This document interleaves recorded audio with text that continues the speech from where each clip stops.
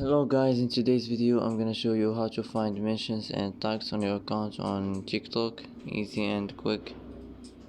First, click on your profile icon, click on these three lines here. Now click settings and privacy, and here click privacy. And here, as you see, you will find mentions and tags. Click on it, and here you can manage your mentions and tags settings as you want, and that's how to find mentions and tags easy and quick.